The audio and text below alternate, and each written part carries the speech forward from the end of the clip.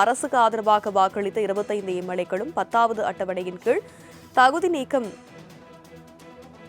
இத்தகைய எம்எல்ஏக்களை அமைச்சர்களாக நியமிப்பதில் தற்போதைக்கு அரசியலமைப்பு சட்ட தடையில்லை என்றாலும் எடப்பாடிக்கு கொறடாவை நியமிக்க அதிகாரம் இருக்கிறது என விசிக எம்பி ரவிக்குமார் தெரிவித்திருக்கிறார். விவரங்களை மது செய்தியாளர் நந்தினி விவரிக்க கேட்கலாம். வணக்கம் நந்தினி, செய்தி குறித்து முழு விவரம். வணக்கம். விசிக எம்பி ரவிக்குமார் தன்னுடைய எக்ஸ்தல பக்கத்தில் பதிவு ஒன்றை வெளியிட்டிருக்கிறார். அந்த பதிவில் முதலமைச்சர் தயவு செய்து இதை செய்ய வேண்டாம் என அவர் குறிப்பிட்டிருக்கிறார்.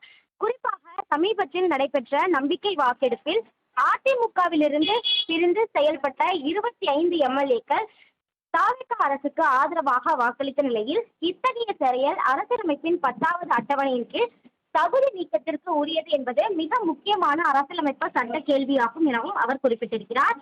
மேலும் அந்த எம்எல்ஏக்களின் சிலரை அமைச்சர்களாக நியமிக்க முதலமைச்சர் பரிசீலித்து வருவதாக செய்தி வெளியாகியுள்ள நிலையில் இத்தகைய நியமனங்கள் சட்ட ரீதியாக அனுமதிக்கப்படுமா என்பது முக்கியமான விவகாரம் ஆகும் எனவும் எம்பி தெரிவித்திருக்கிறார். தற்போதைய சூழலில் அதிமுக பொதுச் செயலாளர் மட்டுமே கட்சியின் கொறடாவாக இருக்க முடியும் என குறிப்பிட்டுள்ள அவர் இந்த கொள்கையை உச்சநீதிமன்றம் வழக்கில் தெளிவாக உறுதிப்படுத்தியிருப்பதாகவும் அந்த தீர்ப்பு நீதிமன்றம் தெரிவித்த கருத்தை அவரும் பதிவு செய்திருக்கிறார். அந்த வகையில் தான் பார்த்தோம் என்றால் எம்எல்ஏக்கள் தாவேகாவுக்கு, அதாவது அதிமுக எம்எல்ஏக்கள் 25 பேர் தமிழக வெற்றி கழகத்திற்கு ஆதரவாக வாக்களித்த நிலையில் அவர்களை அமைச்சரவையில் சேர்ப்பது தொடர்பாக தகவல் வெளியாகி வருகிறது. இத்தகைய நியமனங்கள் சட்ட ரீதியாக அனுமதிக்கப்படுமா என்பது தொடர்பாக முதலமைச்சர் ஆய்வு செய்வதோடு இதனை செய்ய வேண்டாம் எனவும் விசிக ரவிக்குமார் தெரிவித்துள்ளது குறிப்பிடத்தக்கது. அரசுக்கு ஆதரவாக வாக்களித்த 25 எம்எல்ஏக்களும் 10வது அட்டவணையின் கீழ் தகுதி நீக்கம். இத்தகைய எம்எல்ஏக்களை அமைச்சர்களாக நியமிப்பதில் தற்போதைக்கு அரசியலமைப்பு சட்ட தடையில்லை என்றாலும் எடப்பாடிக்கு கொறடாவை நியமிக்க அதிகாரம் இருக்கிறது என விசிக எம்பி ரவிக்குமார் தெரிவித்திருக்கிறார். விவரங்களை மது செய்தியாளர் நந்தினி விவரிக்க கேட்கலாம். வணக்கம் நந்தினி, செய்தி குறித்து முழு விவரம். வணக்கம். விசிக எம்பி ரவிக்குமார் தன்னுடைய எக்ஸ்தல பக்கத்தில் பதிவு ஒன்றை வெளியிட்டிருக்கிறார். அந்த பதிவில் முதலமைச்சர் தயவு செய்து இதை செய்ய வேண்டாம் என அவர் குறிப்பிட்டிருக்கிறார்.